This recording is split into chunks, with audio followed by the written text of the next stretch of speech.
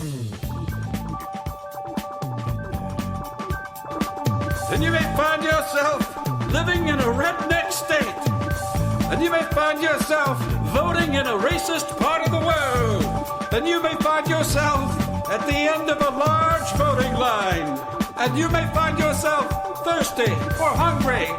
And you may find your friends getting arrested for bringing you food or water. Well, how did we get here? The election line. No more bringing you some water. Getting our throats all dry. No more water flowing down. Can't have a can in a dry. No more sparkling soda water. It takes a lifetime, yeah, to get your voting done. Same as it ever was.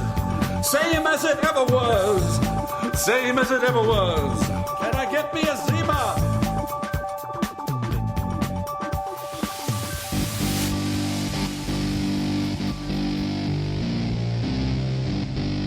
Why the hell would I take a test? Come on, man.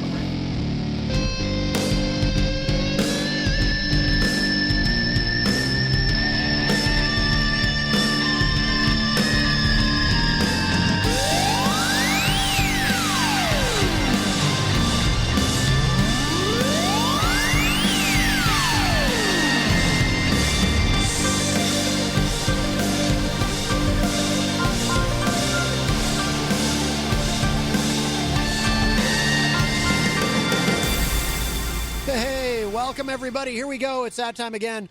Matt Connarton Unleashed, and we are live from the studios of WMNH 95.3 FM in glorious downtown Manchester, New Hampshire, and it is glorious. What a beautiful day. Also on Comcast 97 if you're in Manchester, streaming at WMNHradio.org, and of course you can go to mattconnerton.com for all your streaming options, as well as contact info, social media, the phone numbers to call, etc. during the program. And hello to our friends at Raw Talk Online as well. And hey, everybody, it is Tuesday, March 30th, 2021.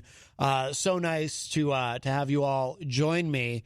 I can't get over how nice it is. I love to, you can tell when it's nice out. For those of you online in other parts of the country, you can tell when it's nice here in New Hampshire because you can hear the sounds of the city in the background. I don't know how much of that bleeds into the microphone, maybe not much at all, but you know, in other words, I'm saying when I have a window open here in the studio because it is just so nice out and you can hear the motorcycles out on Elm Street, and it's just a gorgeous, gorgeous day. I do want to remind you, of course, that we are proudly sponsored by the Hop Knot in the Brady Sullivan right across the street at 1000 Elm Street. Don't go there today because Monday and Tuesday is their weekend, but they'll be open tomorrow.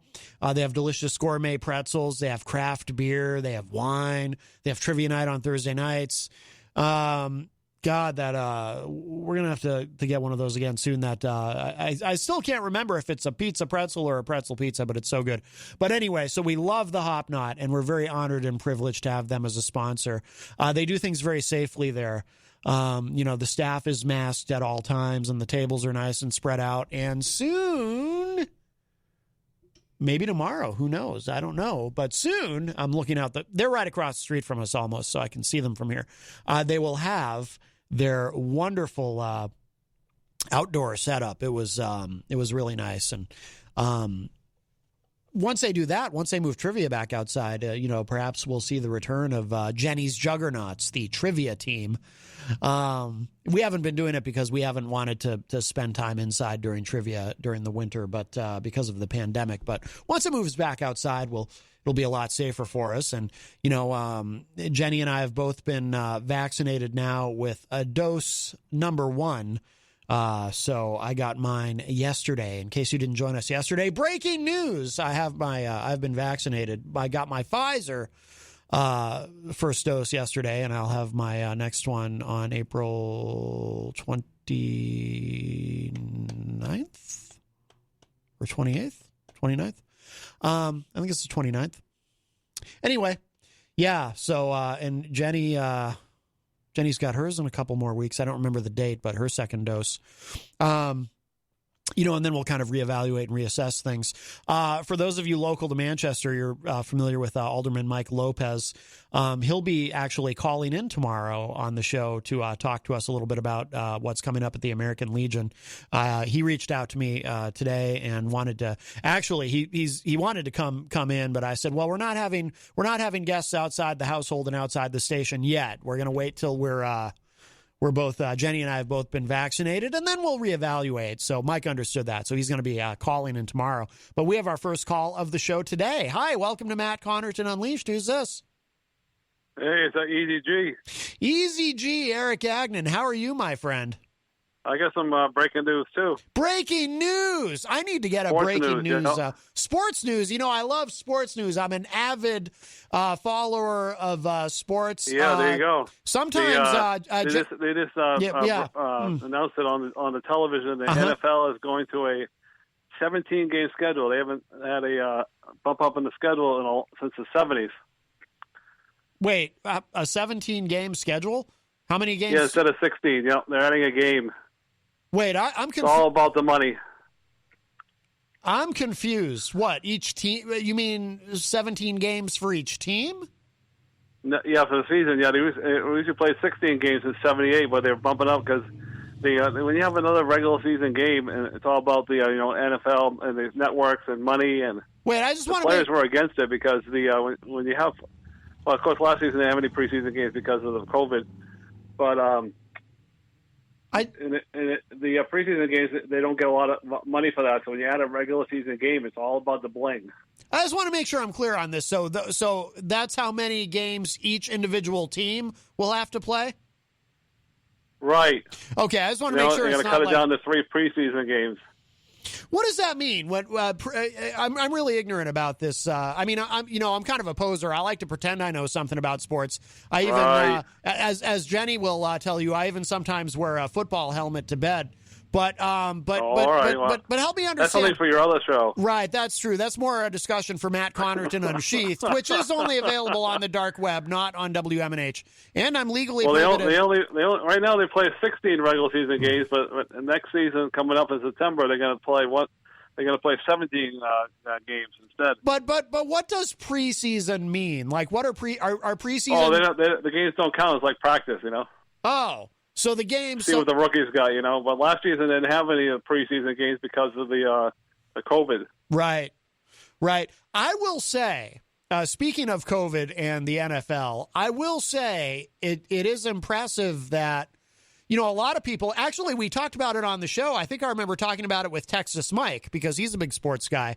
A lot of people were predicting that the NFL was going to have a much harder time than they actually did. Oh, they had a hard COVID. time at the beginning. They had a lot of players with the COVID. Right, they did. But a lot of people thought they would never even be able to finish the season because that game. Right, but they started playing the games on Tuesday and Wednesday, and which they'd never done in the past, just to try to get because none of the games got canceled. So they tried their darndest not to cancel any games. Yeah. Because as not to bring any bad luck, but the NCAA bubble seems to be working pretty good for the men and women. They haven't had any COVID outbreaks at all. What bubble? The basketball. Oh, good. Yeah, all the players and coaches were tested, and they haven't seen to have any issues.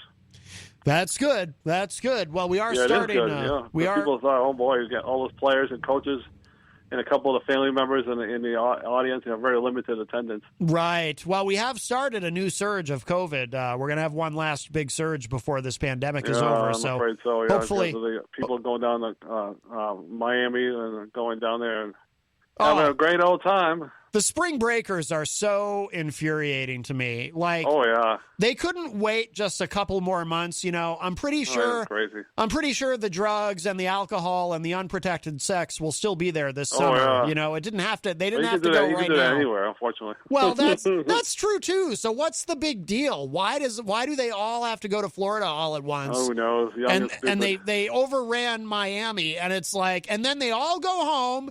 And they all bring it back, to their family and whoever. It's like, they're selfish. Extremely. Selfish and narcissistic, and I hate them so much. No offense if there's any spring breakers listening to me say that. I never went down to Miami. I never had the money to go down there. So I never went down there. Just know that if you went to spring break this year, I hate you. Just be aware of that. But no offense. But I do. I hate the selfishness and the narcissism is so infuriating to me. Yeah, I get it.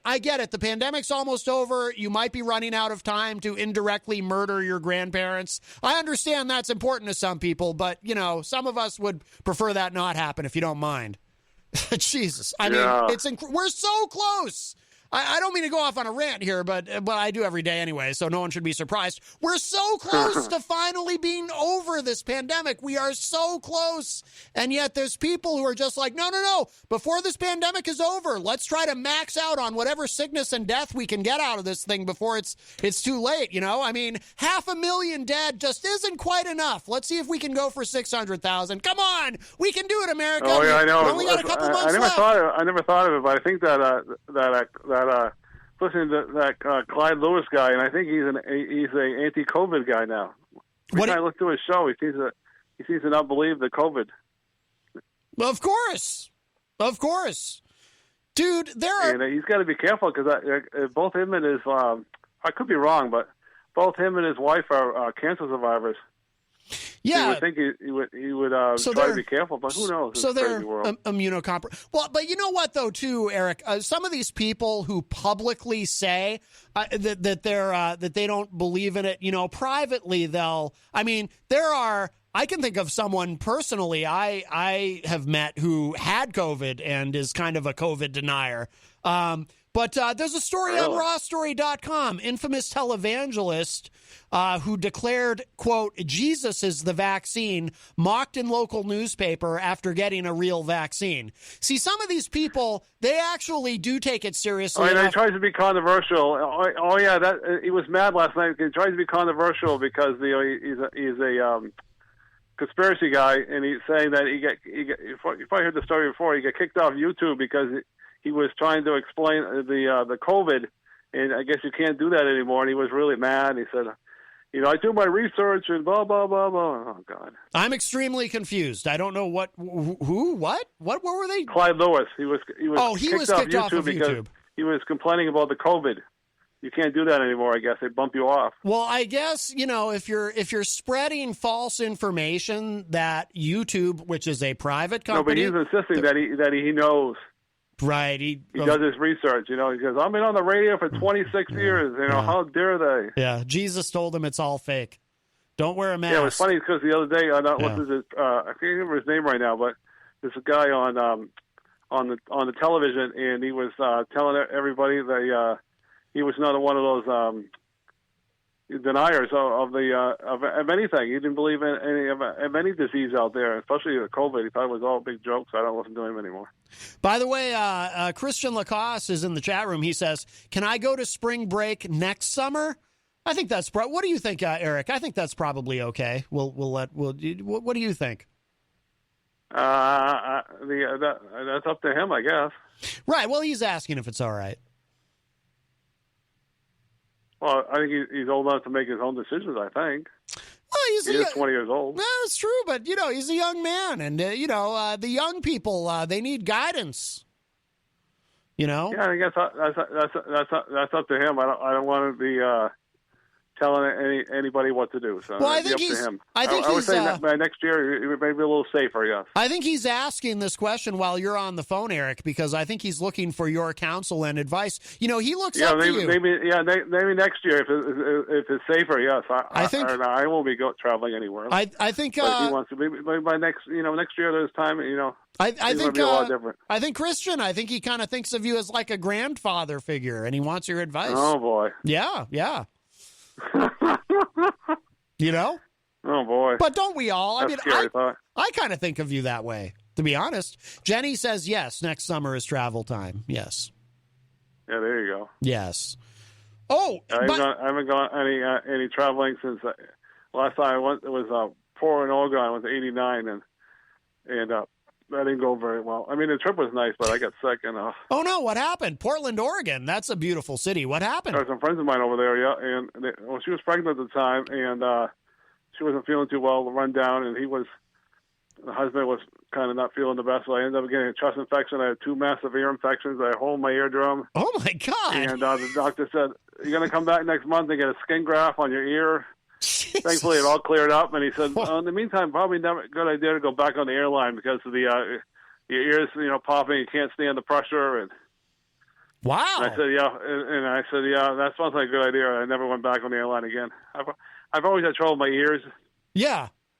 I have lots of ear infections when I was a small boy. I had an ear infection once when I was a kid, and I remember it being There's nothing extraordinarily worse. painful. My parents had to take me to the emergency room in the middle of the night because I was screaming. Oh, wow, really? But I also have an issue on airplanes. So I can fly. In fact, I used to fly every summer. I'd fly out to the Midwest to see because my mom lives out there. But right. But my ears, so it happens on the descent, because most people I think get some level of ear popping. But for me, it actually becomes painful. I mean, it's bearable. I can fly. I can get on a plane. But during the descent, the pressure in my ears gets so bad. They don't pop. It's just pressure. It feels like my head's going to explode. It's terrible.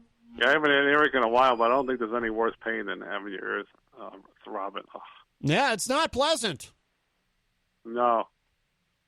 But I don't travel well, so I just stay local. It's funny when I go anywhere, they ask all those questions and stuff, and I said, I've been out of Manchester in years.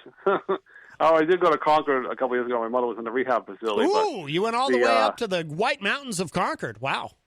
Yeah, but I say I haven't gone out in New Hampshire I don't know how long. Right. I think this is a very safe place for you. By the way, the last time I went out of New Hampshire was early 2000s. Wow, boy. I mean, ask my mother had too much to go to doctor. Have you been out of the state? My mother says, just look at me. She says, I haven't gone anywhere. How is your mom? Oh, she's not doing the best, unfortunately. Still, huh? Is she in pain still? Yes. Unfortunately. Oh, that sucks. Sorry to hear that. This stays local. So you don't go on any long trips anymore. Those days are over. Rocky Huber is in the chat room. He says Grandpa Eric does have a nice ring to it. I think Rocky thinks of you as a grandfather figure. Isn't that nice? Oh, boy. You might have to give him some hard candy. Oh, boy. Mm-hmm. All righty, that's my 2 cents for the day. So I'm going to hang up and let somebody else call up. Skyping in Thursday? Bye-bye. All right, bye-bye. All right, Eazy-G Eric Agnew, our entertainment reporter. He will be, I tried to ask him if he was Skyping in Thursday still for his entertainment report, but he, once he's done, he's done. He just, he announces he's done the call and he hangs up. But that does open up a line for you, 603-250-6007 if you'd like to join us today, 603-250-6007. You can also text me at 617-917-4476. Tweet me at Matt Connarton or send an email to matt@mattconnerton.com. And, of course, you can reach me through other social media challenges. Follow me on Twitter at Matt Connarton and, of course, on Instagram, Matt_Connarton. And let's see. And the best thing to do, of course, is to call us at 603-250-6007. We do have a lot of folks in the Facebook live chat. We'll say hello to everybody in there. Christian Lacoste, I mentioned, he is a top fan. He's in there. He says he drank 5G today. Oh, well, that's impressive, Christian. But, hey, I got one up on you. I've had 5G injected into me because I got the vaccine yesterday. So for those who missed yesterday's show, yesterday I got my first dose of Pfizer. Jenny is in the chat room. She says, shalom, peeps. The Honorable Heidi Hamer joins us. She says, how's Matt today after you got the microchip? Well, it's wonderful. I do find myself having a lot of thoughts about communism and, and George Soros and Bill Gates and whatnot. I've become a bigger fan of them for whatever reason. I can't fully explain it. But, and I find myself leaning, I keep leaning leftward in this chair. I don't know what it is. I'm just leaning over, I guess. But, hey, but it's a good thing. And no, it hasn't, I know some people experience, some side effects from the vaccine, like maybe that day or the next day, they have some minor reaction to it, which is actually a good thing, because that just means that that your body is reacting to it as it is supposed to, and making those antibodies and spike proteins and whatnot to fight COVID should you happen to come in contact with it. I haven't had anything, except I did wake up this morning with a pretty bad headache, but I don't know if that has anything to do with the shot or not, because it is springtime, so my allergies are at peak, and so I'll occasionally wake up with a terrible sinus headache anyway, which is what it felt like. It felt like a sinus headache. So might have been from the vaccine, or it might have just been it's spring. I don't know. But otherwise, no, I feel fine. Some people get more of a reaction after the second shot rather than the first dose. So I don't know. We'll see. But I will just stress for people here in New Hampshire again, if you're planning to go online and sign up and you haven't done it yet, please do so. You'll be able to, I think you'll be pleasantly surprised at how soon you're able to get that appointment. And it's very easy. It's very easy. There's just a few screening questions. You just go through the questions. You set up your account, which just asks you for basically your name and your address. And that's really about it. And then it gives you the appointments that are available, and you pick one. It's really, really nice. Really nice. Very easy to do. So I recommend it. And, they get you in and out pretty quickly too. They're very efficient in how they're doing all of this. So, it's a great thing. So if you haven't done it yet, but you're planning to, please don't procrastinate on it. Just do it. And if you don't have access to a computer, I believe you can call 211 and schedule the appointment via phone. So that's also certainly an option. But nope, I was very very pleased with the whole process, and it feels good. Brian Mackey, all the way from Idaho and host of the No More Excuses podcast, joins us in the Facebook live chat. Let's see. Wayne Noel also joins us all the way from Michigan. Wayne is a top fan and says, afternoon and happy Tuesday all. Angela Philbrook is in the chat room. Hello. Jenny says it is she says, oy vey, it's the pretzel pizza. See, I have a mental block with that. I can't remember if it's a pretzel pizza or a pizza pretzel. I mean, either one sounds great. You're combining two amazing, wonderful things. Rocky Huber, who is a top fan, says the pizza pretzel I had was awesome. Yes. That's something we're really grateful for, to all our listeners. They really support the Hop Knot and all the sponsors here at WMNH. I see, speaking of sponsors, I see Mike Pelopita in the Facebook live chat. Mike, of course, from Queen City Cabinetry, another one of our sponsors here at WMNH 95.3, and big supporters. Mike's a big supporter of all the shows here and of the station, so we appreciate that very much. Let's see. Well, just some comments about Eazy-G's call. Yep. Oh, Jenny says Easy is fired up. Melanie Laliberte says maybe if Easy goes with him, for protection. Oh, yes, if Eazy-G were to go with Christian Lacoste to spring break next summer, yes. Yes, that's something Christian might want to consider. Bring some muscle in case anything goes awry, in case there's any sort of violent confrontation. Eazy-G with his very buff bod, his big muscles, just the intimidation factor alone is incredible. And, you look at him and you can see that he is a user of anabolic steroids. Let's see. Another name I'm sure I butcher every time, but Abdul Baghi Hamad, who is it Egypt? He says, hi, good afternoon. We are international here. What is this? So Anna B.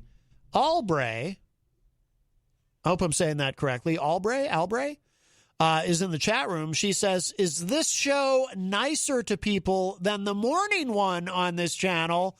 Oh, my goodness. Was the morning show not nice to you, Anna, or someone you know? Look, the host of the morning show, Peter White, he is a kind and benevolent host. I mean, he was here. Actually, that was a lot of fun yesterday. If you missed yesterday's show, it is up at mattconnarton.com, available on demand. Peter White joined Jenny and I here in the studio. He's once in a while, if you don't know, he's not only the morning show host, but he's also the program director here at WMNH. So every once in a while, when I get here, he'll still be here finishing up some work, and I always try to talk him into staying. So Jenny and I talked him into sticking around for a bit yesterday. We had a lot of fun. So, and I know listeners like it too when Peter and I are both here at the same time. It's like a super show. But yeah, that was great. But yeah, I'm curious. I'm actually very curious, Anna, why you asked that question. I wonder if there's a story there that look, I'll just admit it. I'm very nosy. I'm curious what happened. Miriam Banish is in the Facebook live chat. Hello, Miriam. Let's see. Yeah, Jenny's also wondering what happened.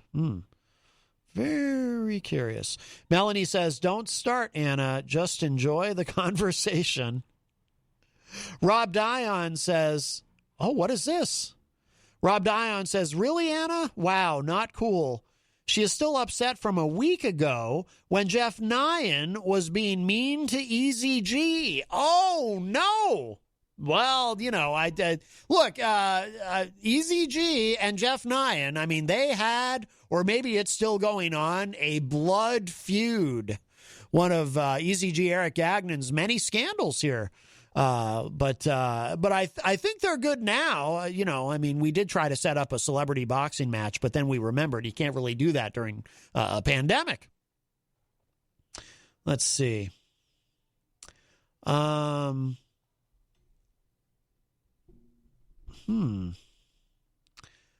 Rob Dion says, no offense, but get over it or don't listen. I can't believe this is the first post I see here this afternoon. Get a hobby, maybe? Oh, my goodness. Well, it sounds to me like there's beef between Rob Dion and Anna. Well. Jenny says, we have fun as a family, and Eazy-G is our guy on afternoons. Well, he is our entertainment reporter here, of course, and he will be Skyping in Thursday with his entertainment report. Could be a very interesting show Thursday, by the way. But Anna, if you're still listening, I do say it every now and then. I almost don't like saying it because I feel on some level it does break the fourth wall. But the truth is, whatever ball breaking is done on this show, and I don't want to speak for Peter, but I think it does apply to Peter's show too. Whatever ball breaking is done, it's all done with great love and affection. We love Eazy-G. I mean that sincerely. He's really a unique, eccentric character, but we do love him, and he's a great person, and we have a lot of fun with him. We're not laughing at him; we're laughing with him when we laugh. Except that Daryl Dion, I think he might genuinely dislike him, but even Daryl, I think he and Eric have patched things up. I think so. Wow. Rob Don says, how long are we going to talk about this issue? Yawn. So now I'm just curious though, what exactly happened between Jeff Nyan and Eric. By the way, Miriam Banish, her dog Scout, who, I've seen the pictures, is absolutely adorable. Miriam does have a GoFundMe going on her page on Facebook to try to pay for those vet bills. Jenny was just asking Miriam how Scout is doing. Miriam says she's doing well. I hope she remains stable. The vet feels she'll be great for surgery. Let's see. Rocky says, watch out. You might get attacked by holdovers from the morning show. Oh, my goodness. Bobby Champagne says, good afternoon, my friends. Good afternoon. I'm not sure all of what's going on in there in the chat. Always interesting. Wow.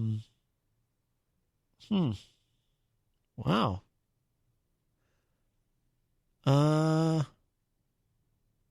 right. I'm just kind of skipping through a lot of this because I don't know what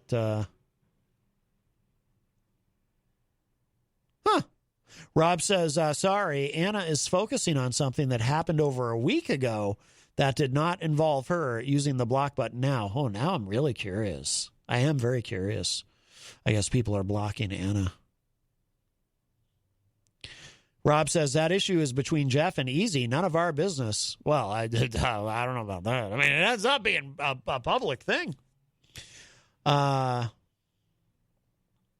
right. Well, anyway, okay. I don't know what all of the. I'll have to go back and look at. Sometimes I do go back and look at the.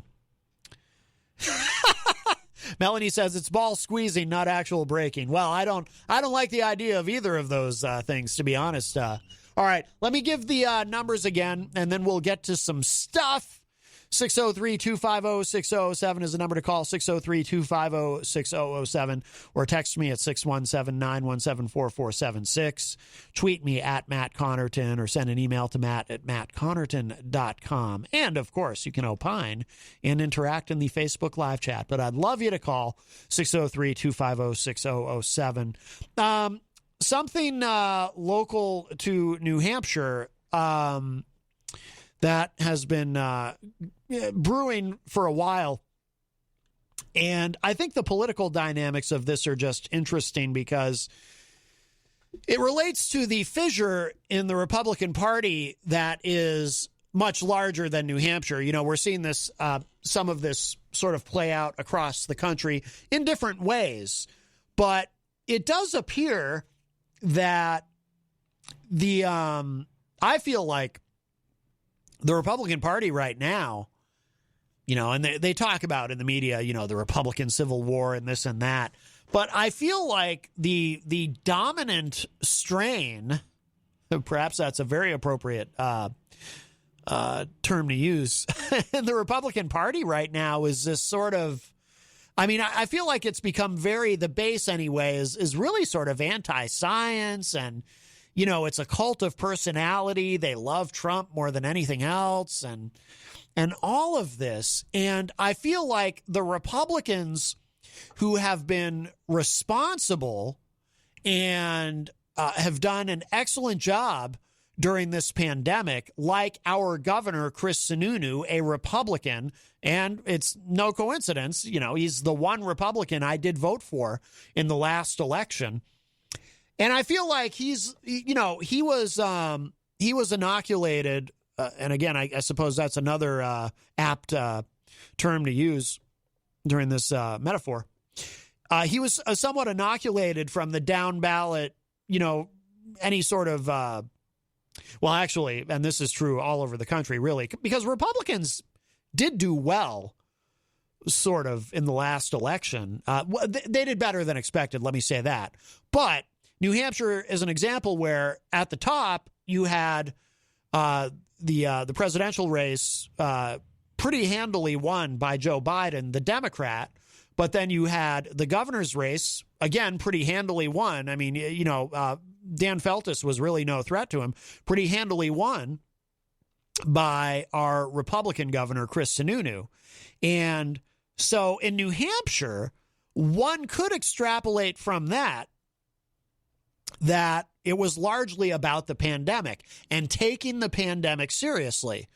Obviously, there's other factors, and I think even if you take the pandemic out of it, Chris Sununu is a popular enough governor that he might have won re-election anyway. I don't think Dan Feltus, I met him once, nice guy.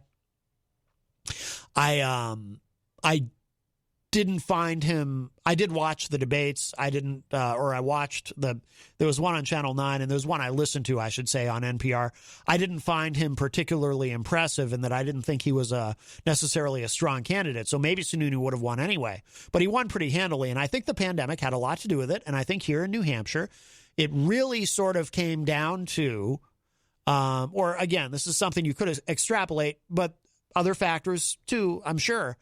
But it came down to taking the pandemic seriously. And, you know, so New Hampshire went for Biden and New Hampshire went for Sununu. That's not to say that Dan Feltus wouldn't have taken the pandemic seriously, but I think it would have, you know, if we're going with that thread of logic, I think had Sununu been more like, if he had taken an attitude similar to that of, say, Greg Abbott in Texas, I don't think Sununu necessarily would have won re-election.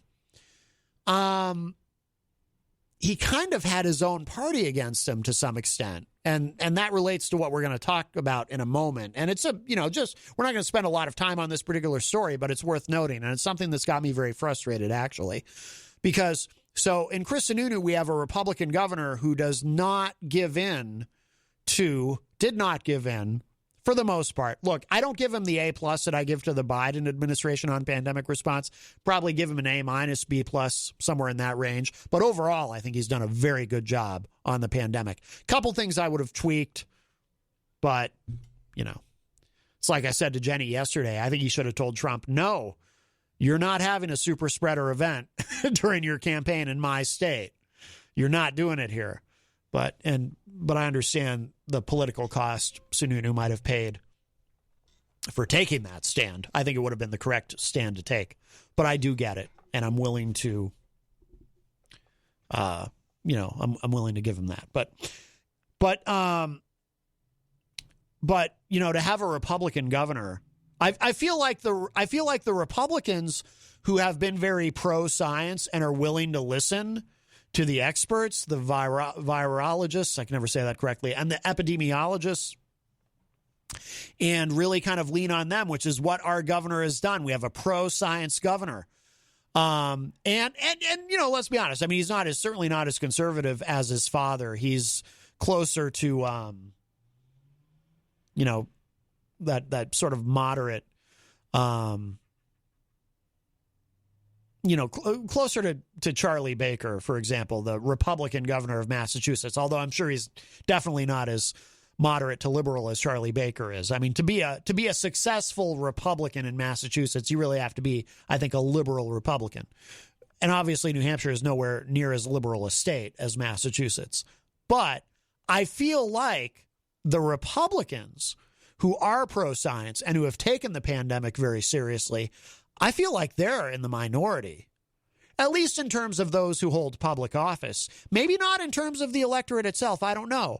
But it seems like they're in my perception is that there aren't that many of them. And that's part of what has impressed me about Chris Sununu is that he stood up to the base of his party. The people like Dave Ridley likes to bring them up when he calls, reopen NH, who didn't want any restrictions on anything, didn't want any measures to mitigate the pandemic, just let everything be and let people get sick and die, I guess. Who cares, right? That seemed to be their stance. Governor Sununu ended up with, some redneck with a loaded gun, in back of his house. God knows what would have happened if that individual hadn't been intercepted. They were willing to do some. I mean, that's why they canceled having a public outdoor inauguration for the governor. So I guess in a way, I'm almost feeling a little bit protective of Chris Sununu. I don't, because here's what's happening. So this is from WMUR, Channel 9, for those who outside of New Hampshire. Channel 9 is our big station here in Manchester, our big television station. And WMUR.com reports lawmakers tie emergency power restrictions into the state budget plan. House Republicans aim to restrict governor's pandemic powers.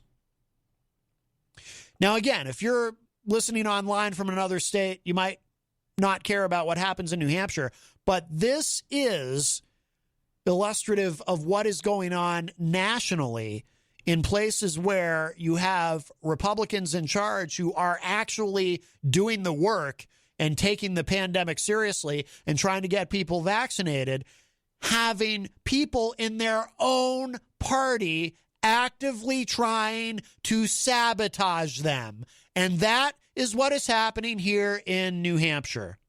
We have a Republican governor who says no to the people who want him to ignore science and, you know, don't make anyone have to do anything different. And we don't need a mask mandate. No, just let it be a free for all. Who cares? Who cares about all the dead people? Who cares if our health system collapses, right? He stands up to them in his own party. He stands up to them and says, no, I am a leader and I am going to lead us through this pandemic with as little sickness and death as possible. That's what you elected me to do. This should not be a partisan issue, and I'm going to lead us through it. And that's what he has done. And his own party is trying to tear him down for it.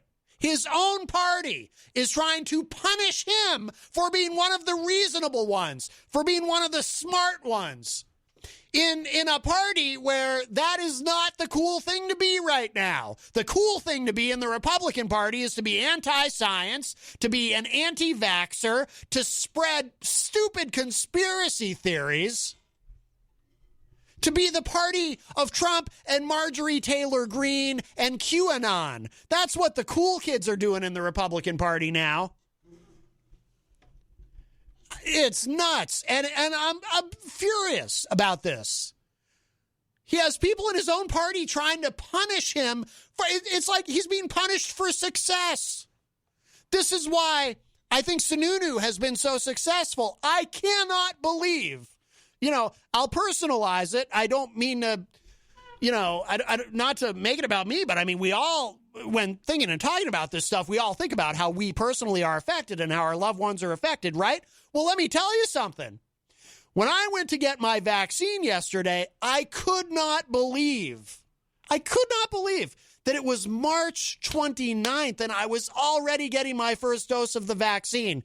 If you're a longtime listener, you know how cynical I was. You know how skeptical I was. You know that I would come on the air and say things like, geez, the way things are going, I'm thinking July, August, I'm expecting, maybe I'll be eligible sometime between, who the hell knows and God knows when. Someday I'll be able to get it. I'm just sitting here with asthma, but, whatever. I could not believe it yesterday when I was going to get vaccinated, March 29th. I couldn't believe it was already happening. And by the way, if you're in New Hampshire, tomorrow, because on Monday they made it 40 and up could register, starting tomorrow, 30 and up, starting Friday, barely into April, 16 and up can register for an appointment. And the appointments are quick, too. They're coming quick. It's not like, just so you know, if you haven't registered yet, it's not like you make the appointment and then, okay, now you got your appointment 2 months out. No. It's quick. There's a lot of appointments available. There's a lot of vaccine available. I can't believe I'm saying this. And it's not even the end of March, but it's true. It's a reality. And it's a governor like Chris Sununu who has made that happen. Another Republican who's done a fantastic job, a Republican governor, Jim Justice in West Virginia. Man, West Virginia has done a phenomenal job at getting people vaccinated. And, I saw Jim Justice on, this was a number of weeks ago. I saw Jim Justice on one of these shows and, he's got that Southern drawl and he's sort of got that Southern charm. And he's like,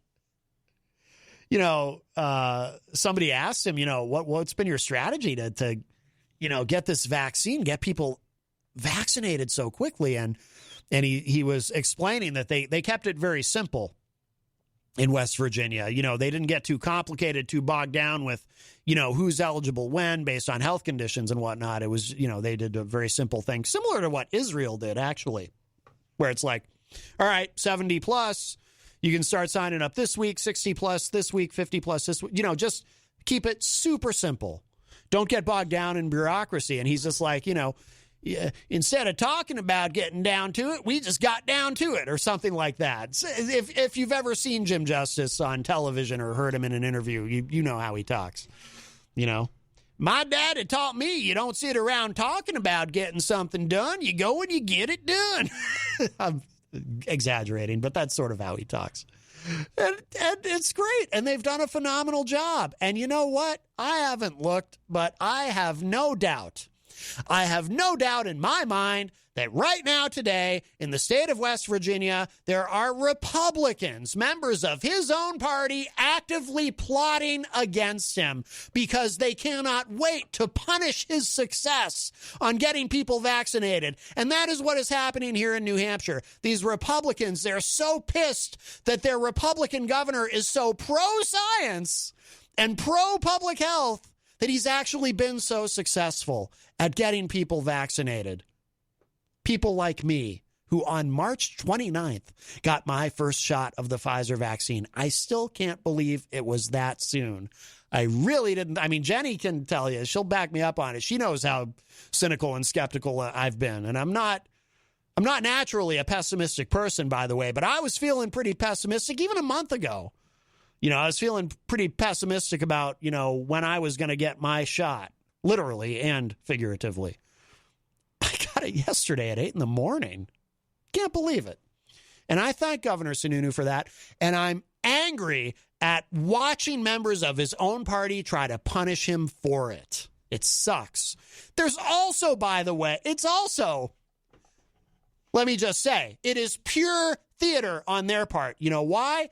Because by the time they do what they're trying to do to him, restricting his emergency powers by tying that to the budget, restricting his emergency powers specifically for the pandemic in terms of what he can do for this pandemic to mitigate the effects of it in our state. By the time it's done, the pandemic itself will be largely over. Most people will be vaccinated. This is purely for show. But who is the show for? The show is for the base of the Republican Party. Look, I know a lot of these people. Some of them I'm friends with on social media. I'm sure a lot of them won't speak to me anymore. But even though I support the governor of their own party, but, it's a show for them. It's because it's done under the guise of, well, we think our governor has too much executive power. We want to, and by the way, the New Hampshire governor, for those who don't know, especially, if you're from another state, you don't know this. We have a constitutionally weak governorship to begin with. The governor has, how many are on the executive council? 5, I think. So for budgetary things, the executive council has to vote and so on and so on. It's not like so in other words, our governor has less executive power than a lot of other states, probably most states. And I think we're the only state in the country, I believe, that has a, quote, executive council is what they call it. Jenny says, yes, 5. Thank you. I thought it was either 5 or 6. It is 5. Okay. So we have a weak governorship to begin with. But, and I'm someone who historically, I'm always concerned about a chief executive having too much executive power, whether it's a governor or a president or whomever, right? These are discussions that we have politically ongoing. But, there's already only so much he can do. But I would say, regardless of how you feel about a chief executive and how much executive power they have and how much power they can use, if there is an emergency, you kind of need your government to act quickly and act nimbly. And so that is why you have a chief executive. See, I believe the chief executive should have emergency powers. It's like, let me use, here.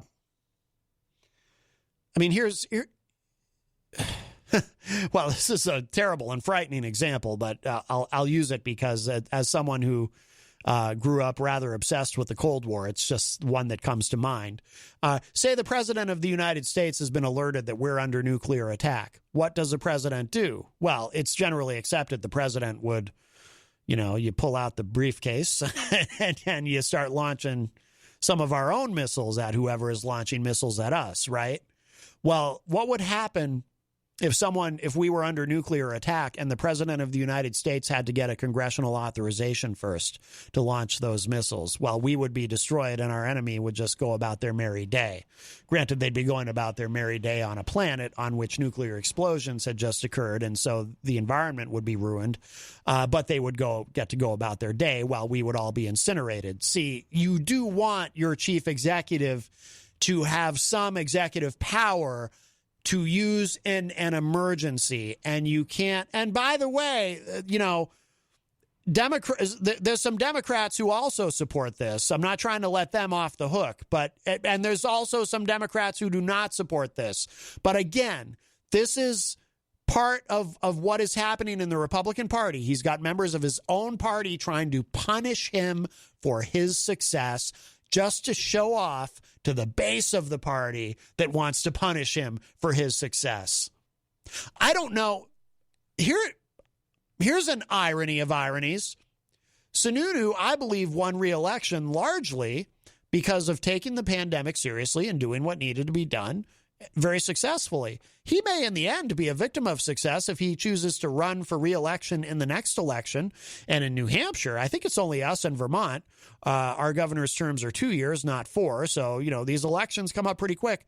I don't know if he can win in the next one because he may get primaried by some science denier who finds some way to convince a whole lot of dummies that Sununu engaged in executive overreach and this and that, and try to somehow turn Sununu's success with the pandemic into a negative, which sounds insane, and it sounds completely insipid. It also sounds like exactly the kind of thing that would work in the current Republican Party. He may end up being a victim of his own success if he runs for re-election again. I don't know. And that's in a state that tends to reelect our incumbent governors. It's actually difficult to lose your governorship if you're running for reelection as an incumbent in New Hampshire. Part of that might be because the terms are so short. But here's what it says. This is from WMUR. As the state representatives hammer out the final details of the state budget, efforts to limit the governor's emergency powers in the pandemic are becoming increasingly intertwined with the 2-year spending plan. It's not always clear what's going on under the dome in Concord, especially when it comes to crafting the state budget. The pandemic has only added complexity, not just to the process, but also to the relations between branches of government. Next week, representatives will vote on a bill to give the legislature more oversight of emergency spending and authority to end or renew a state of emergency after 30 days. Lawmakers said they don't want to be looped out anymore. Let me stop there for a second.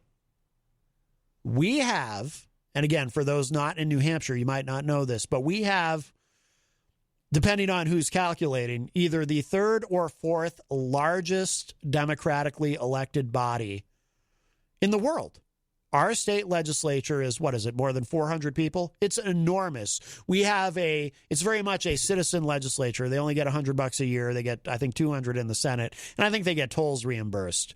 It's not an actual job, right? So it's got its positives and negatives. Won't get into that, but I'm fine with looping them out. If we're talking about an emergency, does this sound undemocratic of me to say this? Maybe it does. Democratic with a small d. But maybe this sounds undemocratic. But I'm just telling you, if it's an emergency, we elect a chief executive for a reason. If it's an emergency, I'm okay with them being looped out. If it's something you have time to vote on, have a vote. There are things we don't have time to vote on. That is the nature of an emergency. We have a call. Hi, welcome to Matt Connarton Unleashed. Who's this? It's Jenny. Hey. You there? Yeah, can you hear me? Oh, yeah, you are. Yes. I was listening to what you were talking about, and just to help out, our legislature is the third largest in the world. Yeah. And consider the fact that if you say the legislature has to vote on every little thing, you're saying 424 people need to be in the halls in Concord to vote, especially in the House, because our House will not allow remote voting, even in a plague. that means these people have to travel in. So people up in the North Country that live, like on the Canadian border that represent that community have to travel in to meet a quorum. That can be trying. There are times when the New Hampshire legislature stays in local hotels. But I wanted to correct you on one thing because it's just an interesting thing about history. The job of being a representative or a senator is actually a job and considered a job. It's a constitutional job, so much so that the state of New Hampshire's constitution denotes that as a representative or senator, you will be paid $100 a year. Well, given when the New Hampshire Constitution was written, $100 a year was quite a salary. Oh, sure. No, just to clarify what I meant, though, it's not like a job where you can just support yourself, as a state legislator. That's why we end up that's why we end up with, for one thing, why the people there are so old. Bob Backus, who is a state rep, I heard once joke that the median age of the New Hampshire state legislature is deceased. Hey, nice. That's his joke, and hey, if an 80-something-year-old man can make that joke, I can repeat it. That's his joke. Wow, but you can't. Well, it's not nice. I've repeated it before, but isn't that part of why we can't get full legalization of cannabis in New Hampshire? I mean, yeah, part of it is Sununu. He's part of the problem, obviously, and that's one of my criticisms of him. Actually. Interestingly enough, it's been the governor's office in both Democratic and Republican times that have gotten in the way of patients for cannabis. And unfortunately, that still holds true today. The New Hampshire House has actually traditionally been the birthplace of that type of legislation and a champion thereof. And it was the Senate that stood in the way honestly, Senator John Reagan is the one senator that I can say is the best friend of patients in New Hampshire. Yeah. But when you put it into consideration of how many people you have to get together to vote, during an emergency, this is not okay. This is not correct or appropriate, especially when lives are on the line. What our governor's done is been very good. And I'm really upset that his own party not only won't support him, but they're going to be on one side beating him up. And on the other side, we got Democrats beating him up because they didn't like the way he got to spend money. What do you mean he got to spend money? He didn't do anything that was some grandiose Republican thing. He put money into unemployment. He put money into the restaurant industry. He put money into vaccinations and setting things up and making sure we have COVID places. I mean, he did everything that we would want any governor to be or do, Democrat or Republican. Well, and that's why I voted for him, is that he took the appropriate road. Now I would say he's taken some positions that are more Republican-esque on some issues. Sure. But those are issues. Right. On the plague, he was exactly what we need and still continue to what we need right now. We're not out of it yet. Yeah, absolutely. Absolutely. Yeah, and I hate to see him being punished for his success. It's really not fair. Right, which means most likely what's happening is then doesn't matter who's in the executive council, they're going to be pushing on him too. The executive council is 5 people who get to vote on a lot of money coming in from the federal government for different things, for anything from the arts to homelessness, you name it, it goes through there. Basically, anything financial over a certain amount. Right. Yeah. Yep. Right. Otherwise, in-state stuff starts in the House. Money bills always start in the House. Yeah. So that's kind of how money works through our government. And if you have a deadlock in the executive council, it's like walking away from money on the table. It's leaving it there and walking away. Yeah. And that certainly doesn't benefit the citizens of New Hampshire. So you do the right thing. You put the money where it's needed. Then it's our money coming back to us and going back into our communities, which is what we need. Right. And I kind of almost feel like since Sununu is ticking off all the Republicans and the Democrats, maybe I like him even more. Yeah, he must be doing something right if everyone's mad at him. Right? Am I wrong in saying that? Seriously, I'm glad he's not lockstepping with the Republicans. If he was doing that, I'd be frightened. Yeah. Actually, I probably wouldn't have voted with him. Right. Yeah, exactly. Absolutely. All right. Well, thank you for the call. I thought I'd help you out with that one just because it's an interesting thing. I hope it's defeated. Democrats are being absolute dorks and just need to stop it. And Republicans need to straighten up and remember we used to be the party of thou shalt not speak ill of another Republican. And with that, I shall bid you adieu. All right, Jenny. Thank you. Bye. Bye-bye. All right. And for those who don't know, Jenny used to be a state rep herself here in New Hampshire. Just to finish off on this article, and we're a little bit past the top of the hour. We'll take a break soon. But so it says here, and I'm skipping down a little bit, but actually, no, let me go back to where I was. So next week, representatives will vote on a bill to give the legislature more oversight of emergency spending. All right, so we talked about that. So here's a quote from Representative Terry Lee, Republican of Deerfield, quote, "The problem was this lack of communication. I don't know about the rest of you, but I found out about a lot of these things the same way my constituents did when it came out on the news," unquote. His feelings are hurt. A rebalancing of pandemic powers is also being woven into the state budget by House Republicans. The strategy makes it harder for the governor to veto the proposals. And GOP leaders have indicated they need that kind of insurance policy to get enough votes within their own party to send a state budget to the Senate.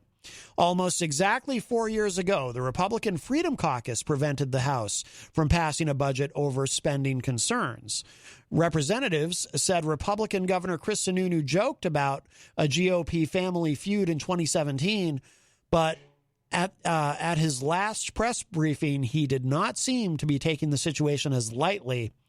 Sununu said, quote, "They should not be attaching non-budgetary items to a budget just to hijack it or get it through. The whole process has gone a little bit off the rails in the House," unquote. I agree. While many Democrats are on board with reining in emergency powers, they don't want to prevent the governor from taking what they call reasonable steps to address the pandemic. They're also not going to stand in the way if this turns into a bigger fight among Republicans.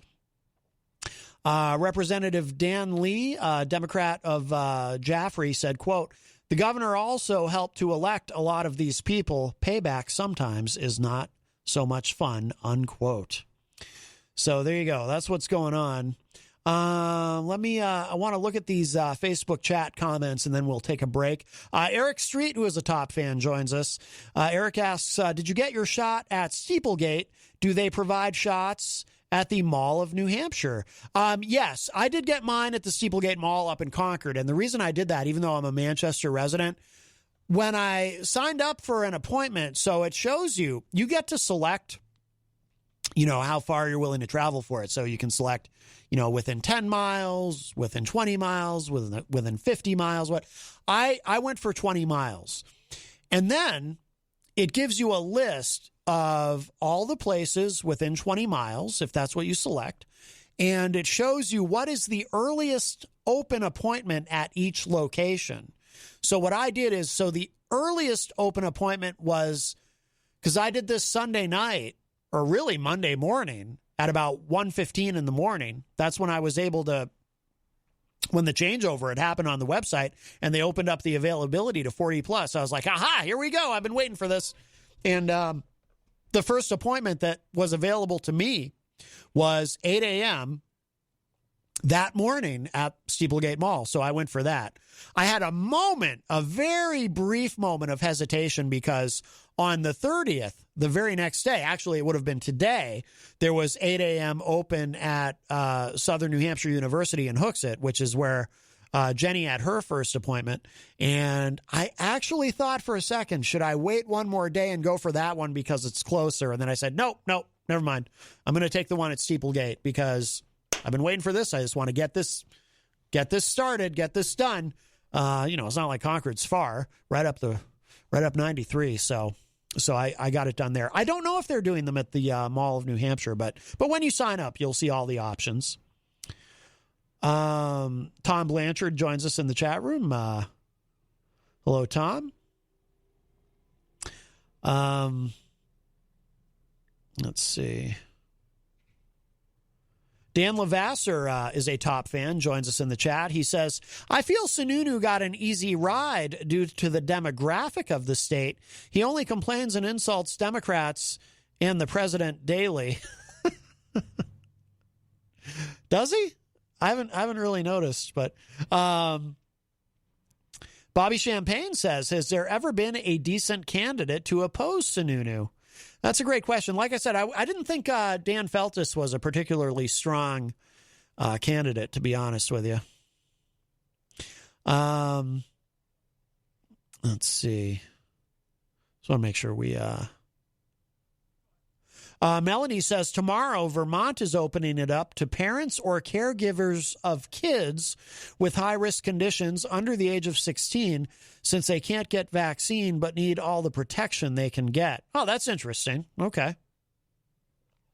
Jenny says, as of tomorrow, I have about 80% protection from dying or being hospitalized with COVID. Yeah, because Jenny got her first shot a couple of weeks ago. And maybe to the day, I feel like it was on a Tuesday.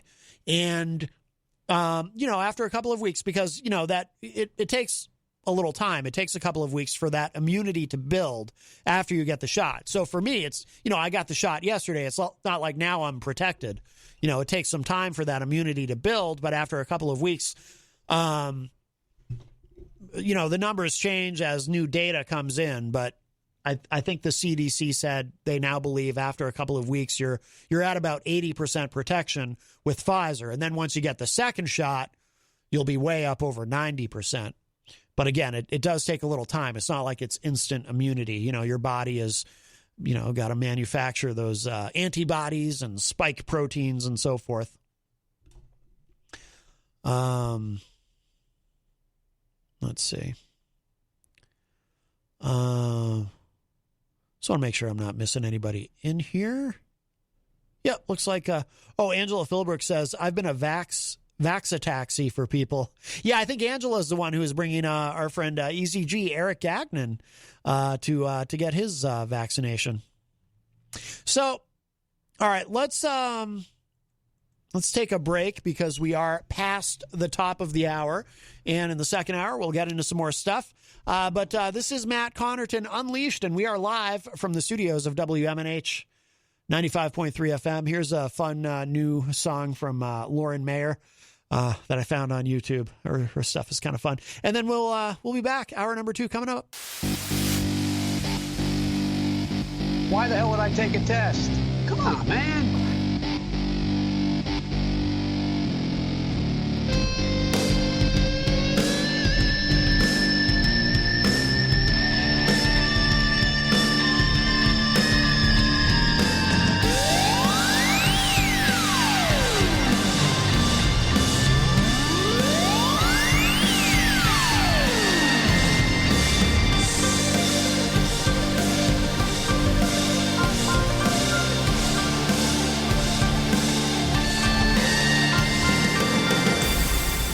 Welcome back, everybody. We are well into hour number 2, numero dos, of Matt Connarton Unleashed, and we are live from the studios of WMNH 95.3 FM in glorious downtown Manchester, New Hampshire.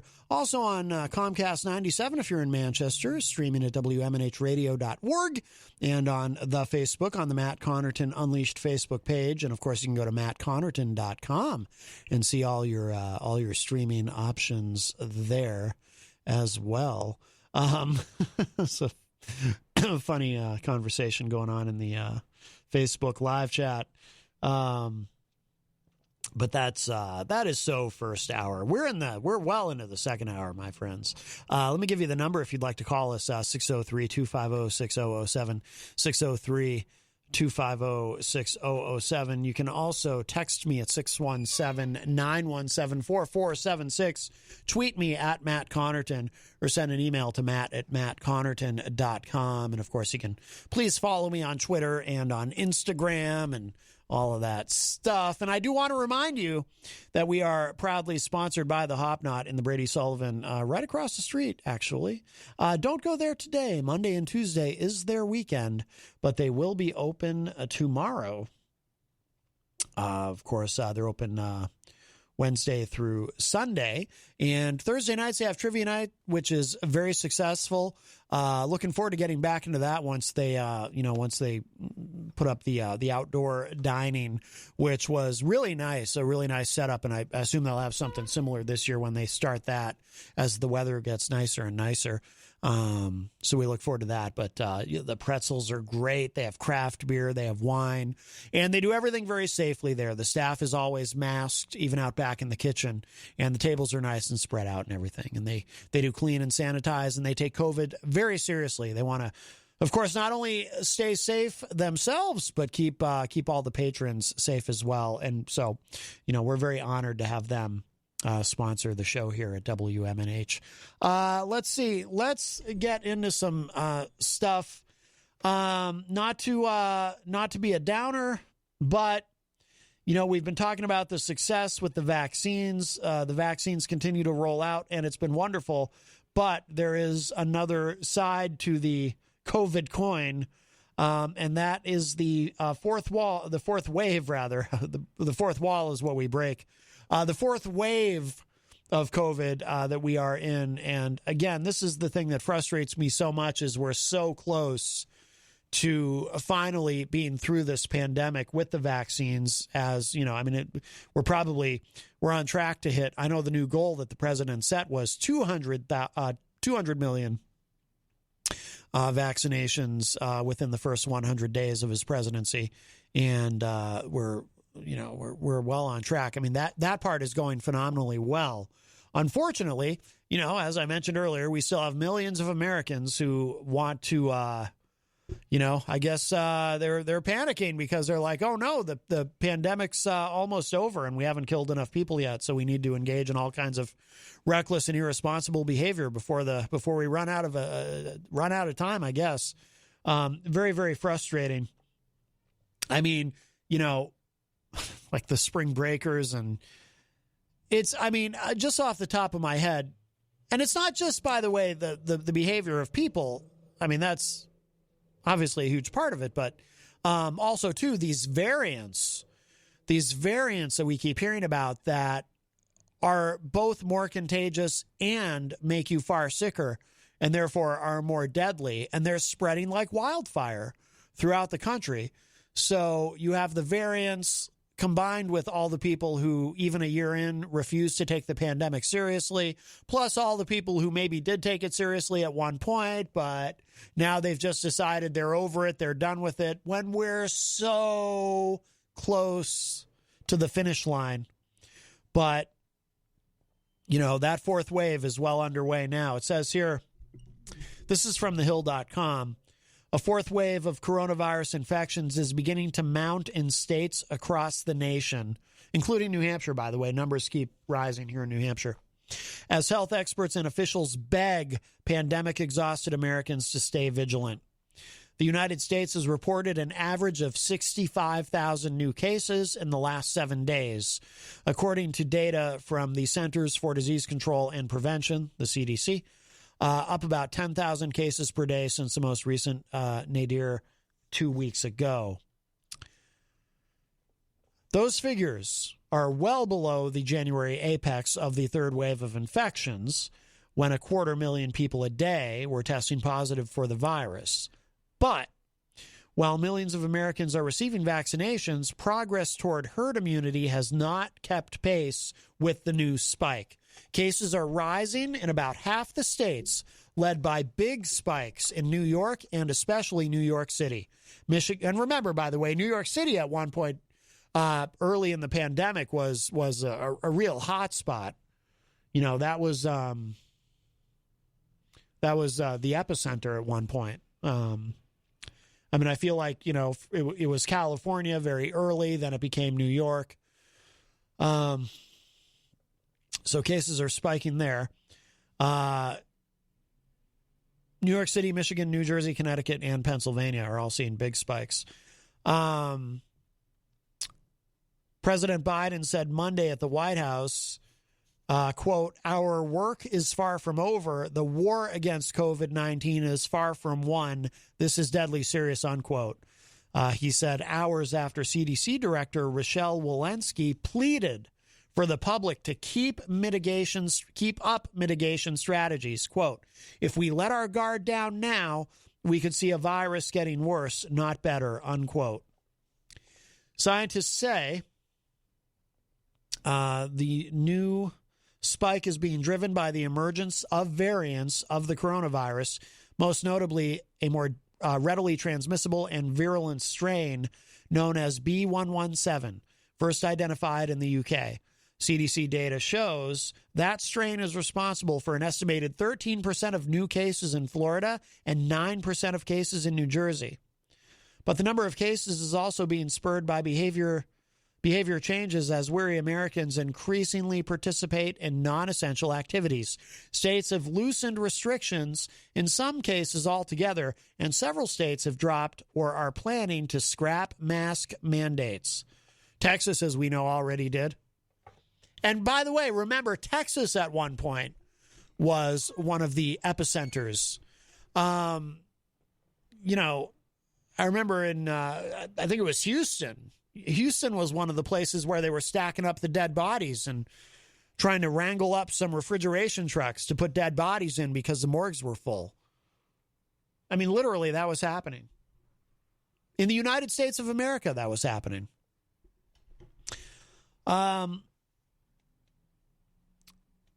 Ebrar Karan, an international medicine specialist at Brigham and Women's Hospital and the Harvard Medical School, said, quote, "There is more indoor crowding. If I walk out in the street in Boston, I see indoor crowding in restaurants and shopping.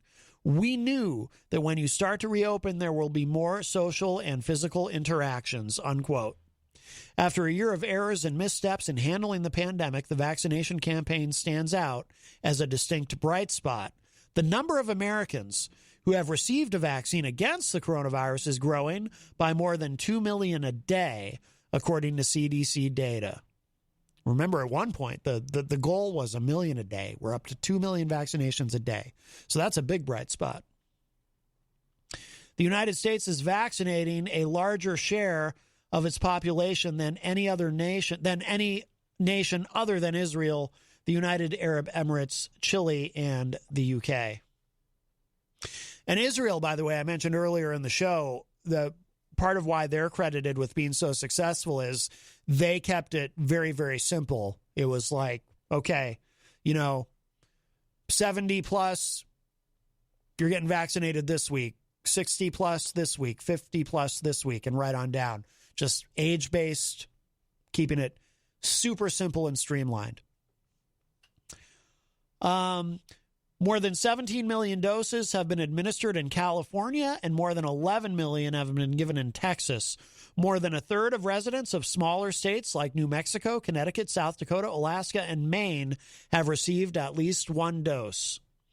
Vaccine administration rates are highest among the elderly, who received top priority as early rounds of vaccines were rolled out over the last several months. But millions more must be vaccinated before the U.S. reaches some form of herd immunity. Celine Gounder, an infectious disease specialist at New York University's Grossman School of Medicine and a member of the Biden administration's COVID-19 advisory board, said, quote, "It'll be at least another 6 to 8 weeks before we get that kind of coverage. We're almost there. It's just not the time to give up," unquote. The number of older Americans who have been vaccinated, coupled with improved clinical care practices, are reducing the number of deaths caused by COVID-19. Fewer than 1,000 people a day have died of the virus over the last week for the first time since November. The number of Americans being treated in hospitals is around 40,000, less than a third of the number of patients in January. Karan said, quote, "I'm hopeful that even if we do have another surge, we'll deal with it better this time, but the surge was avoidable. Now that the train has been set in motion, infections that are happening today you'll see in the next couple of weeks," unquote. Even with the progress, healthcare workers and experts have been left exhausted by the pandemic that has killed more than 550,000 Americans. Amy Arland, an intensive care unit nurse at Kaiser Fresno Medical Center, said her hospital went through a period in which every person admitted to the ICU died.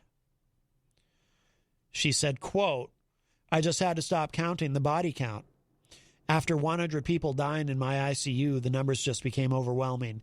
It hit me that I'm not so sure I want to do this anymore," unquote. Those are the real heroes, by the way.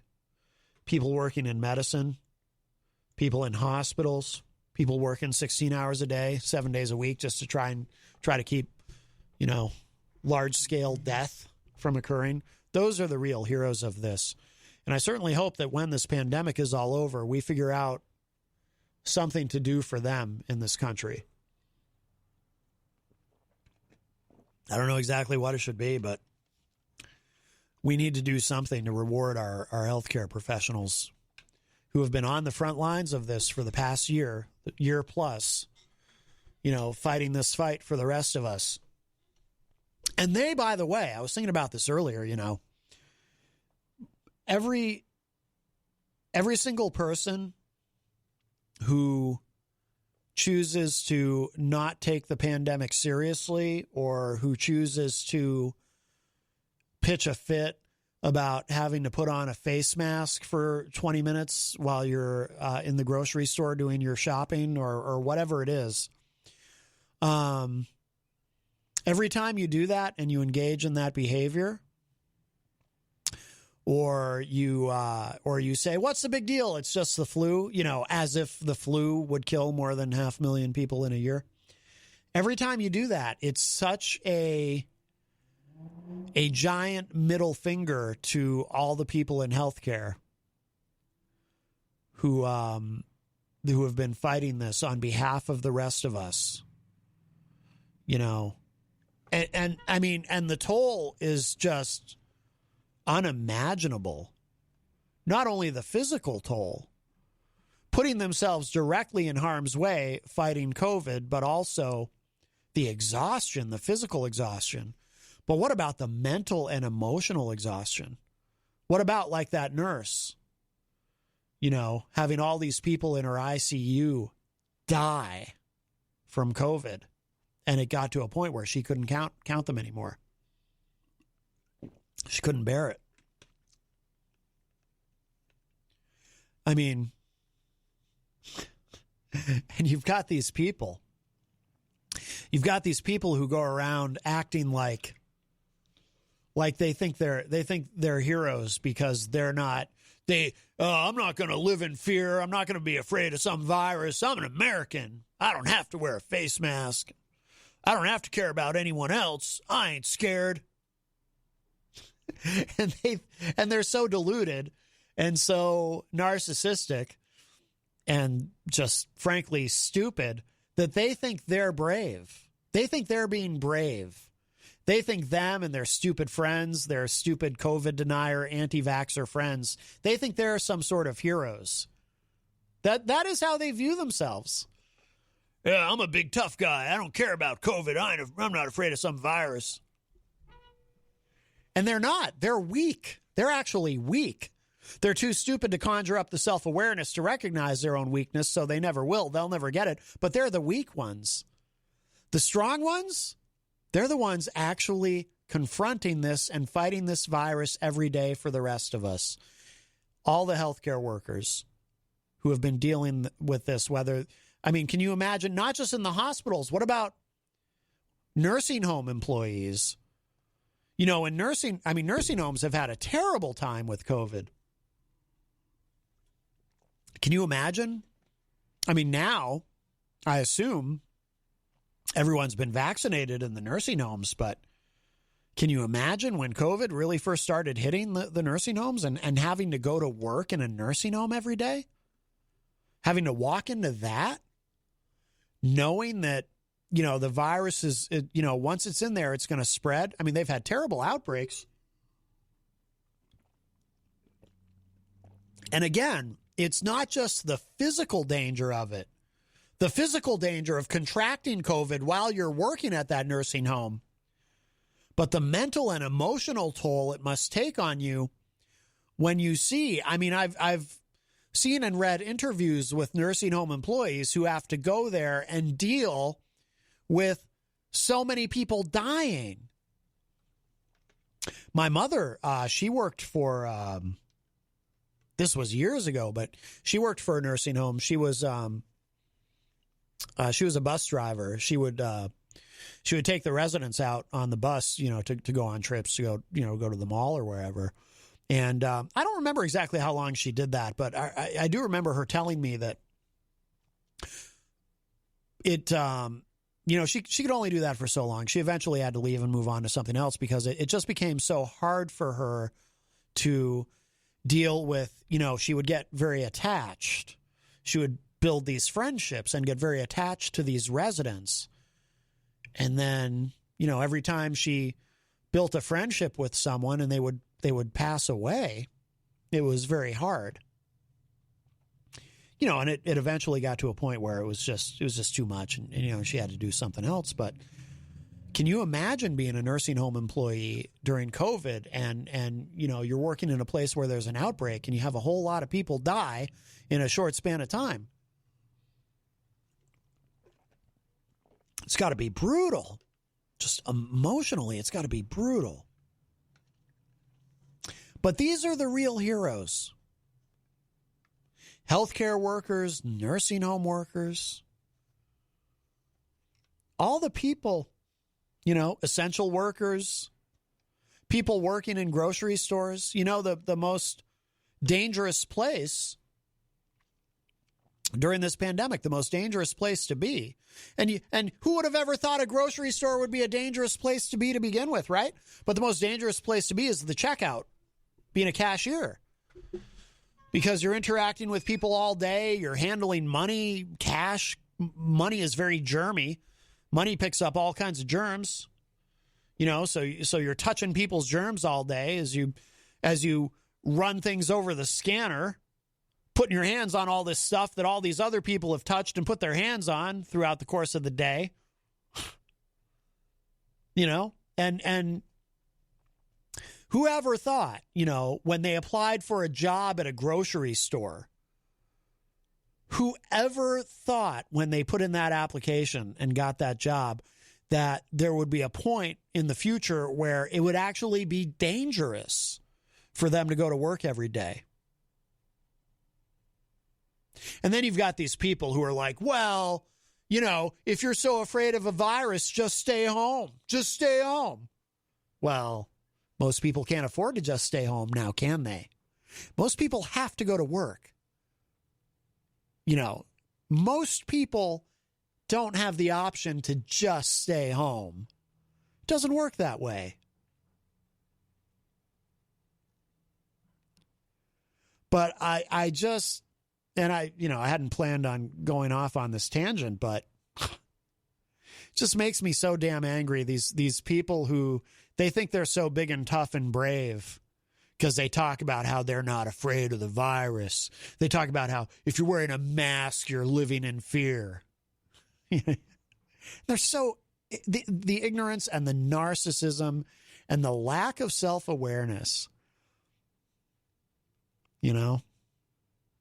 It's like the militia guys.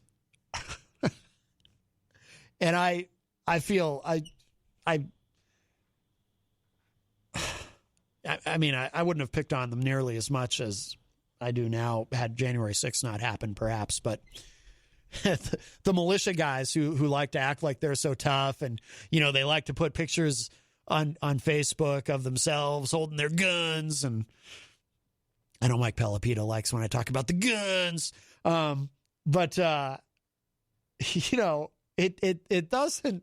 You look at these guys or you talk to them, and I've known some of these people, and it doesn't. Let me just say this. You don't need a psych degree to figure out that some of these guys are compensating for something. And no, I don't mean that. Get your minds out of the gutter. I don't mean that.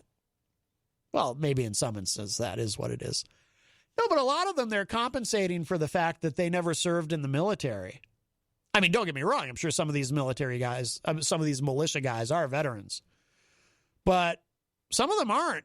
And the ones that didn't, again, you know, you don't need a psych degree to figure out that, you know, maybe they're a little frustrated with themselves that, you know, here they are. They're so patriotic and they love America and they love to post things on social media about how, well, when the revolution happens, they're going to be on the front lines. And, you know, they love that stuff. Right? And yet, for some reason, it never occurred to them to enlist in the military when they had the chance. So they're trying to make up for it now. I mean, and we know, by the way, that there were, we know that now, as the identities of some of these people from January 6th have been revealed, that there were, you know, there were some veterans there. But I guarantee you, a lot of those people, man, they never served in the military, but this was their chance to fight for their country. It's like, okay, so when you were younger and when you were of age to join, you didn't, you just didn't bother. But now you found your patriotism and you just love your country so much, you're gonna try to destroy it. But you're too dumb to realize that's what you're doing. So you think you're fighting for America. I mean, it's so sad. They're not complicated, complex people, so they're fairly easy to figure out what's really going on there. But anyway, oh God! But they think they're tough, but they're not. They're weak. The tough people are the people who go to work every day and put themselves in harm's way for the rest of us. And by the way, you know, I mentioned we need to do something for these people in healthcare. Jenny said in the chat, student loans in medicine is a great place to start. Yeah, we should do that. Forgive their student loans. I think that's a phenomenal idea. You know, got to do something for these people. I mean, they're, you know, Trump said, you know, this was a war against an invisible enemy, right? He said that, declared himself a wartime president. He didn't necessarily show up for the fight every day, but he said it, and that's true. And these people are on the front lines. They're on the front lines of this, fighting for the rest of us. Let's see. We got a little bit of time left. Let me give the numbers again, and then we'll move on to something else. 603-250-6007 if you want to get in with a call. 603-250-6007. You can also text me at 617-917-4476. Tweet me at Matt Connarton or send an email to matt@mattconnerton.com. Oh, here's the... This is from rawstory.com. I referred to this earlier when in the first hour when Eazy-G called us. We'll just look at this quickly. Infamous televangelist who declared Jesus is the vaccine mocked in local newspaper after getting a real vaccine. It says here, San Antonio megachurch pastor John Hagee, who's sort of famous, contracted COVID-19 back in October after hosting numerous indoor church services that were lax on pandemic guidelines. Speaking to his congregation in November after he recovered, he suggested to his followers that their faith in Jesus is enough to protect them from the vaccine. Nevertheless, his own faith in Jesus didn't protect him from getting COVID. Let's see. Here's what he said at the time, quote, I bring under the authority of Jesus Christ every sickness and every disease, and especially the COVID thing that's sweeping this nation. We have a vaccine. The name is Jesus Christ, the Son of the living God. Let him sweep through this country and heal the righteous who dare to ask for it. Heal our church members. Restore them rapidly. Let the name of Jesus Christ be exalted because he is Lord over all, unquote. Yeah, so you don't need the vaccine. Just Jesus will take care of it for you. Doesn't it say, isn't there something about the Bible, or maybe it's not actually in the Bible, maybe it's just an expression, but I've often heard people say, the Lord helps those who help themselves. You know, I mean, it's so easy to, you know, I'm not religious, but it's so easy to just say, hey, you know, maybe the Lord is who helped these scientists develop these vaccines. Oh, imagine that. I mean, it's so simple, right? Let's see. Nevertheless, it says Hagee went ahead and got the COVID vaccine, according to a statement to ABC News from his church, a move that his hometown newspaper, the San Antonio Current, slammed as the epitome of hypocrisy.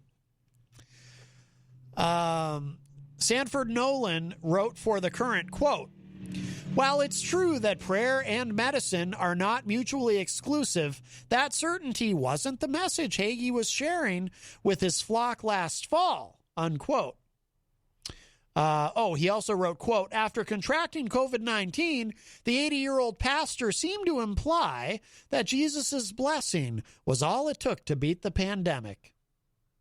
One only needed to tune in Cornerstone's Sunday broadcast to see how Pastor Ass Clown's followers read that message. Largely unmasked, they sat crowded together in the pews as a huge choir belted out praise songs, unquote. By the way, I think there's a Christian metal band called Pastor Ass Clown. I'm not sure. Yeah, and of course, you know, the choir, the reason the author there, Nolan, he refers to the pastors loudly belting out songs is if you're singing and the spray, you know, the droplets as you're singing loudly or speaking loudly like I am, I'm the only one here, but you know, you're sending that, you're projecting that out in the air. So that's why, you know, that's why in some places they've, I forget where, not around here. I don't think around here, but in some places they actually restricted, like you could have live music in your restaurant or whatever, but it had to be instrumental because they didn't want people singing out loud, or they didn't want people doing karaoke because that, you know, when you're singing and people, you know, karaoke especially. Actually, there was something that happened in New Hampshire. I forget where, but a bar that does karaoke, they got in trouble for this because when people do karaoke, they tend to sing loudly because they tend to be drunk. And so you don't, particularly in the middle of a pandemic, you want a loud, drunken idiot, you know, singing, what's the karaoke song that you're legally required to do once every evening, What's Up by Four Non-Blondes. You know, you don't want somebody loudly, you know, yelling, what's going on? And, you know, because what if that person has COVID? They're sending their droplets into every corner of that room. I'm not a fan of karaoke, if you couldn't tell. I just, to me, I've just never seen... I mean, I'm not putting it down. If it's your thing, if it's fun, do what you want. It's harmless. Yeah, as long as you're not harming anyone else, do what you want. That's my view of it. I personally have never enjoyed it because watching drunk people butcher popular songs is, to me, boring. I don't get anything out of it. That's just me. But you do you, bro, or brah. Or whatever you say now. What do the young people say now? Brian Mackey says, did you say, well, it was Pastor Ass Clown. Yes, LOL. I think there was a typo in the newspaper. It meant, it was supposed to say Hagee, but they, you know, somebody forgot to proofread the article is probably what happened. All right. Well, we're almost out of time. Do we have a very quick thing that we can do? What was, yeah, well, this kind of relates to the previous story. Just something quick. Right Wing Watch, one of my favorite websites, as most of you probably know. According to this, right wing evangelist Nathan French appeared on the Elijah Steams YouTube channel Friday, where he declared that he was right when he prophesied that Donald Trump would win the 2020 election, adding that he knows that Trump will return to the White House soon because God told him that everything's going to change starting in April. Now, remember, originally it was March 4th, according to the QAnon freaks. It was March 4th was supposed to be the day that Trump would reclaim the presidency. And some of them even think that Trump is still president, but they're going through the motions of having Biden pretend to be president while actually Trump is still president. But here's what French said, quote, "I said he was going to win big, and he didn't win. And the Lord says, yes, he did. He actually won with a landslide victory, and a lot of people don't get that. They tried to steal the election, and it's not going to work. God's about to lay it bare. He's about to lay it bare. I think we're going to find out in April. I think everything's going to change. I see a shift coming. People are waiting to see when is the God of justice going to step in. You're already seeing some things, some of the things on the news, and I don't want to get into too much of that because there's certain things I really can't say. I know that certain things are timed, but I do know that there's a lot more to come. I'll get more words on this. I'm excited. I'm really excited because I know not only is Trump coming back, but it's going to be incredible how God finishes what he began," unquote. Wow. I'm excited. I'm more excited and anticipatory of that than I am of Eazy-G's entertainment report on Thursday. That's going to be amazing. Wow. All right. And of course, but as he mentioned, as so often happens when these people get messages from God, he can't, he can't say everything that he knows. I think what happens is when the Lord speaks to these folks, he makes them sign a non-disclosure agreement. So, they can't say too much, can't give away too many spoilers. But we do know that Trump apparently is coming back. Wow. Won't that be something? I wonder if he'll be bringing Mike Pence with him. Probably not. I think they're on the outs. By the way, hello to our friend Scott Perry, who is in the Facebook live chat. Scott, of course, host of the political podcast. It's the vaccine I got. It's making me stammer.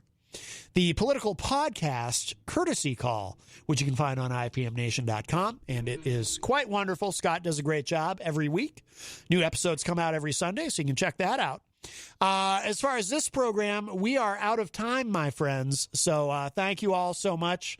Thank you to Jenny for calling earlier, as well as Eazy-G Eric Gagnon, who will be Skyping in on Thursday to do his entertainment report. We've got Thursday is April 1st, by the way. So we have a particularly interesting show planned for you April 1st. Wink, wink. So you'll definitely want to tune in for that and see if you can even believe your ears. That's all the hints. Actually, I don't know. Well, I know what's happening, but I can't say too much. The Lord told me I can only say a little bit. So we'll leave it there for that. Oh, and tomorrow, Mike Lopez will be calling in. He's got something to talk about regarding the American Legion, so we look forward to that. I think he's also going to be calling into the morning show tomorrow. So the morning show, of course, with Peter White, which you can hear weekdays from 7 to 9 a.m. with a replay from 2 to 4 p.m. right before this program. And if you missed any part of today's show, it will be up in just a little bit. MattConnarton.com. And I think with that, we'll hear a little bit. We'll hear a little more of this. I really like this a lot. What's Q Got to Do with It by Philip Markle. I played it earlier, but we'll close out with it too as we begin to wrap up. All right, so that is it for me for now. I will talk at y'all a little bit later.